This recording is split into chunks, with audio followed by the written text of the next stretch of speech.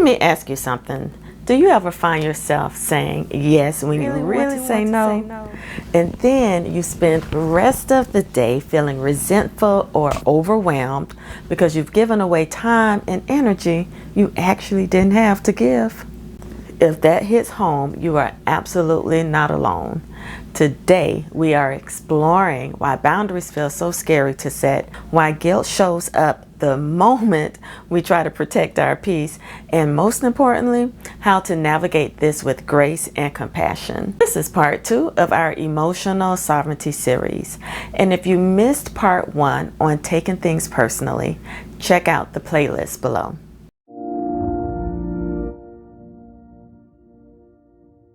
First, let's talk why guilt shows up when we set boundaries.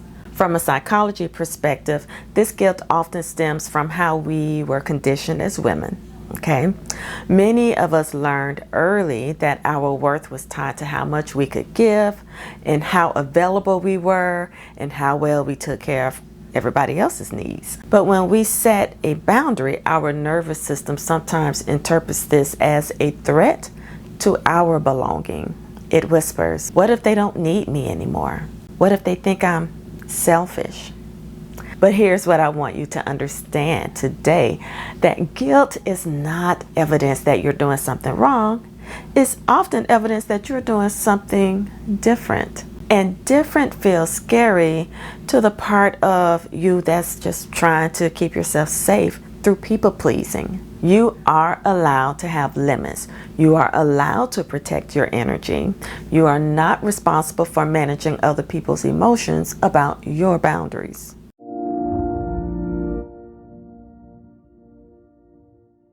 Before we get into how to set boundaries, let's acknowledge what happens when we don't set them. Without boundaries, we often find ourselves living in chronic resentment, feeling overwhelmed and stretched too thin. We might notice we're attracting people who take more than they give, or we're constantly feeling like we're behind on our own life because we are so busy managing everyone else's. The truth is, boundaries aren't mean, they're actually loving. They allow us to show up authentically in our relationships instead of from a place of depletion or hidden resentment. When we set healthy boundaries, we're actually creating space for more genuine connections.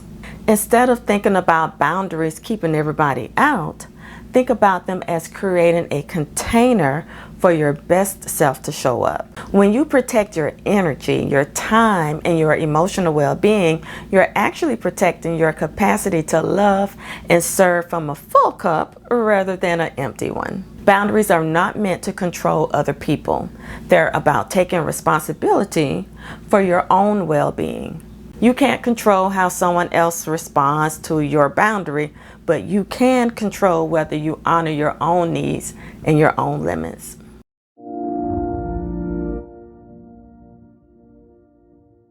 Let me give you some gentle but clear scripts you can use in different situations. For family obligations, I understand this is important to you, and I need to check my capacity before I can commit.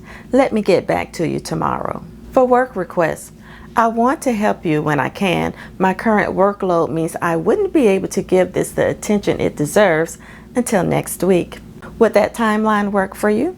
For friend emergencies, I care about what you're going through because I care about you. Right now, I'm just not in the best headspace to offer support. Can we connect this weekend when I can be fully present? For emotional dumping, I can hear this is really hard for you. I'm not in a place to hold space for this right now, but I want you to get the support you need. Have you considered talking to a counselor about this? Notice how each of these acknowledges the other person while still honoring your limits. You're not being mean, you're not making excuses, you're being honest about your capacity. All right, here's where it gets real. Some people will push back when you start setting boundaries. This is especially true if they've gotten used to you always saying yes. They might guilt trip you, call you selfish, try to make you feel responsible for their disappointment. This is actually really good information.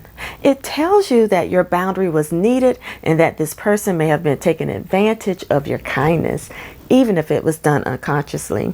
When someone pushes back, you can simply repeat your boundary calmly. I understand you're disappointed.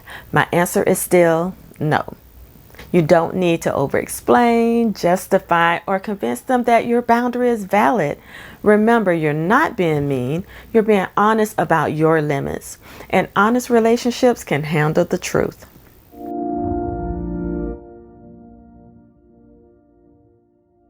Speaking of creating space for your authentic self to show up, I've created something that might support you on this journey. It's my daily self-care checklist with affirmations. It's completely free and includes gently reminders for honoring your needs and protecting your peace throughout the day. You can grab it in the description below. I want to acknowledge that boundary setting can be especially challenging if you come from a family or a culture where women are expected to be endlessly available and accommodating. Many of us inherited these patterns from mothers, grandmothers, aunties, who were taught that their value came from service to others. Now, breaking these generational patterns takes courage, and it's okay to feel uncomfortable at first.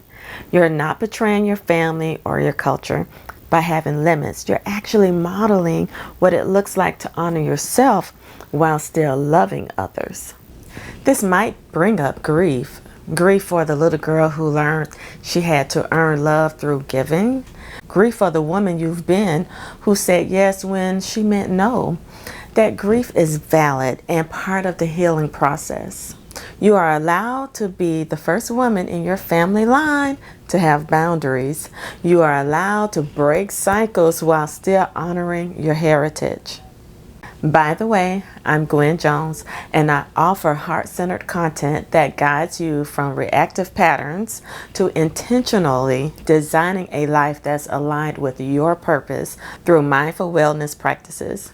And as someone who has earned a master's in psychology and 20 plus years of teaching, I understand how cultural conditioning shapes our relationships with boundaries. And I'm here to help you navigate this with both wisdom and compassion.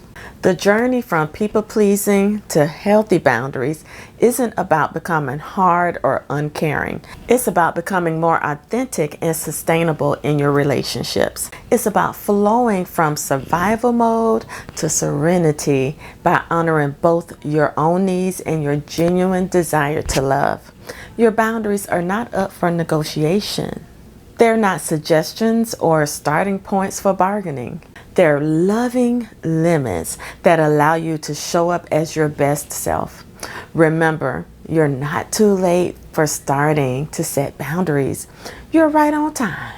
Whether you're 25 or you're 65, it's never too late to start honoring your own needs and creating space for authentic relationships to flourish. If this resonated with you, please remember to grab that free daily self-care checklist below that includes affirmations specifically to help aid in supporting you in maintaining healthy boundaries with love and grace. And make sure that you're subscribed, because next we're going to be getting into what to do when someone is actually being disrespectful. You won't want to miss that one. You deserve relationships that honor all of who you are. Until next time, keep flowing in serenity. Be sure to check out this next video, and remember, you are deserving of love and respect.